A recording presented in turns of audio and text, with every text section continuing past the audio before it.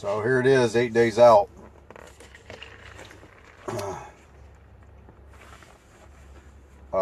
Didn't get a lot of sleep last night. It was a rough night for obvious reasons. And I didn't get to bed till about after 2 o'clock this morning. Yeah, I look tired. I look like shit. I know, you guys don't have to keep telling me.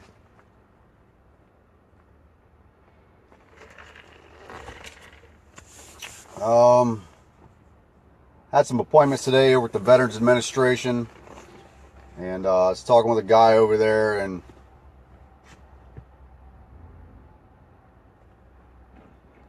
it's amazing. These guys are just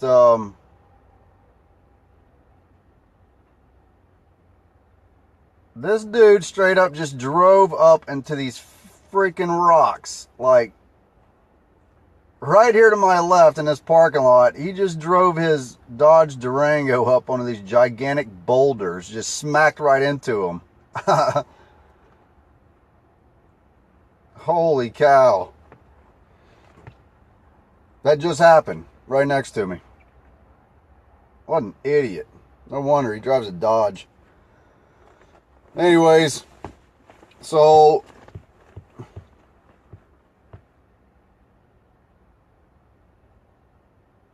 I don't know, man. I'm at a loss today. I'm at a loss for words today. Still in shock. You know, there's mixed reports, of course, about Dominic and whether or not what happened was self-inflicted. And I don't know that we'll ever truly know the answers to that, but you know, I feel extremely terrible for his family, and you know, and for the movement. We lost somebody who's been in it for a while. This guy has endured 2 years of being locked up in his home, and the right to a speedy trial completely non-existent. You know, there, of course, there's, you know, the old stories. If you guys haven't seen a lot of the old stories written about Dominic and how he came to the position that he was in, to be in, you know, quarantined to his home. If you guys haven't seen that, you guys should read those stories. There's a couple different articles written by the same guy. It's like a 2 or 3 piece segment. I encourage you to read those. And I've also heard, you know, that, you know, Dominic wasn't a good guy. He did a lot of bad things. He was this or he was that. But you know what? I've had a ton of shit said about me too. A ton. A lot of things have been said about me, and a lot of false allegations, you know, or mixed truths, you know, something that was spun out of context. So does that warrant what happened to him? Does that justify 2 years of being quarantined to your home? No. No, it doesn't. If you committed a criminal act, you should enjoy due process of law. And due process of law should be, what it should entail is a fair and impartial hearing. We don't get that. We don't get that. Especially in family court.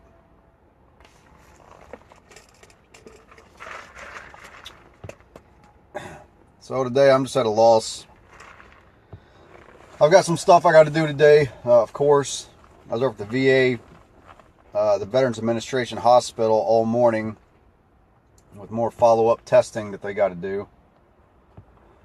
Because those guys are never done with you.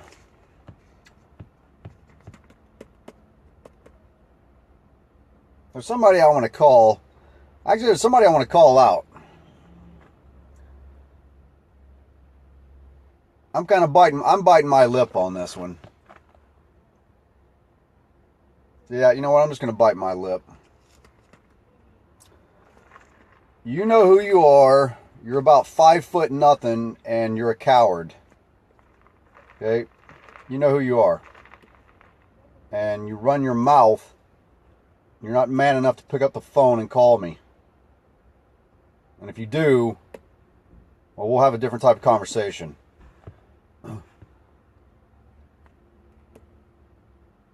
Yeah. Somebody forwarded me a message from this clown. He's a clown. That's what he is. Go figure. He's a card-carrying American Bar Association clown. He knows who he is. Little short troll. Little fat, bald troll. Runs his mouth about people behind their back.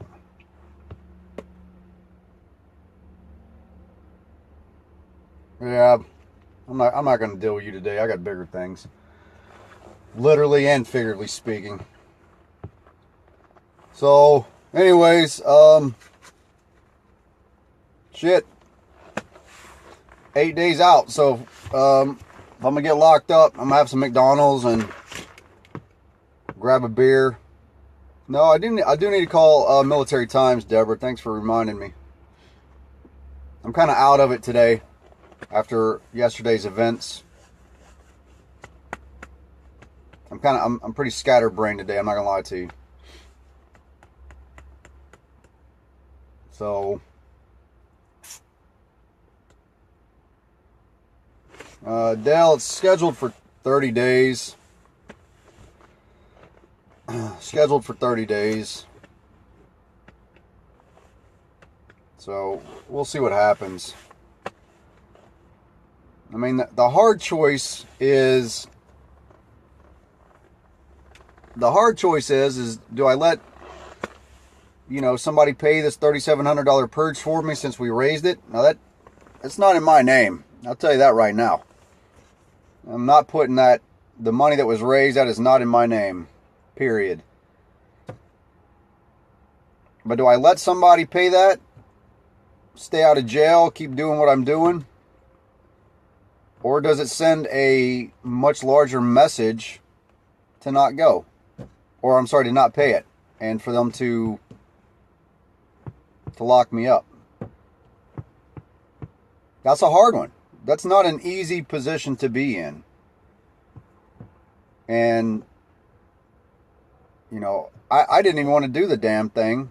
But it's, at the, listening to the words of wisdom from people that I respect and what they said of, well, Russell, there's no thing of manning up, bro. I did 20 years in the military, okay? I manned up for 20 years. So it's not an issue of manning up. It's every bit of the effectiveness and how it will affect the movement. Period. That's what it comes down to. Will it benefit the movement more for me to stay out? Or if they lock me up? What benefits us more? In all honesty, that's what it comes down to.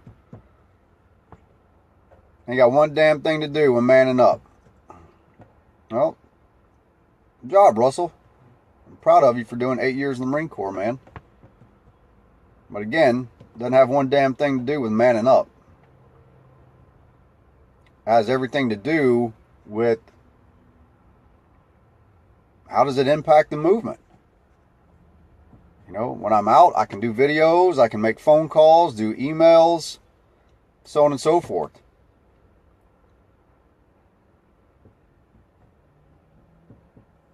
Well, Kimberly, that's not necessarily the case, but many a patriot was a criminal. Many a patriot was a criminal. I'll tell you that right now. And they were viewed as criminals for the things that they had to do that they felt was right to rectify the wrongs in their country. So, I'm going to get off here, man. I've got some shit that I need to take care of. I got some other phone calls and stuff I got to make, but anyways.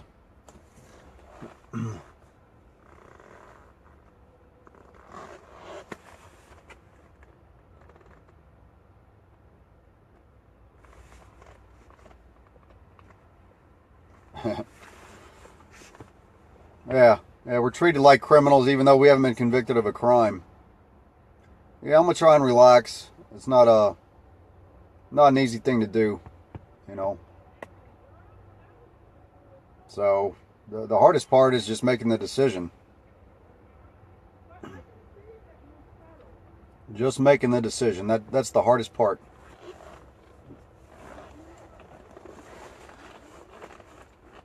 All right. Well, sorry that this live feed is not more exciting, but I'm still drained after last night. Emotionally and mentally and physically, I'm drained today.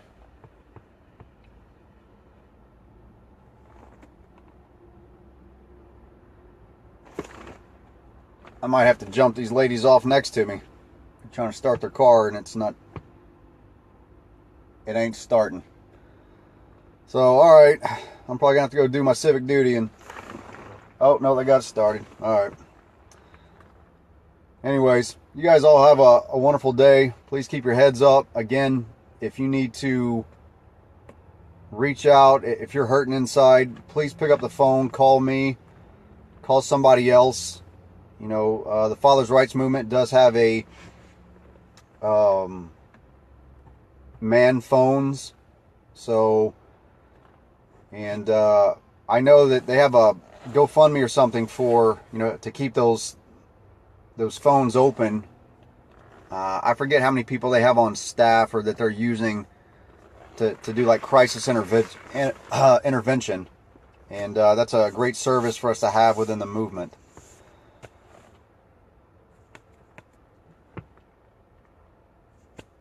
And I'm just going to let, you know, my phone pretty much stays on. You know, unfortunately I stay on it most of the time. But again, if you're hurting, you know, please, please, please pick up the phone and call somebody. Please pick up the phone and call somebody. It could be that phone call that, you know, it keeps you here. We get you back on track. Let you heal and then get back into the game when you're ready. You know, and if you need a break from this, it is exhausting. It is very taxing to be in this movement and endure what we have to endure. Not just being alienated from your children, but being bankrupted. You know, being labeled and, you know, family and friends turning on you. Whatever your case may be, it's not easy. So if you need to walk away from the movement for a while, take a breather, collect yourself, you guys do that. All right. It's super important that you live another day for your children, and that hopefully at some point in time you can come back into the movement and go back at it again refreshed. We all need that from time to time, because this is a hard damn battle that we're in. But anyways, all right, you guys have a great day. I'm getting off here, and I'll talk with you guys later. Bye.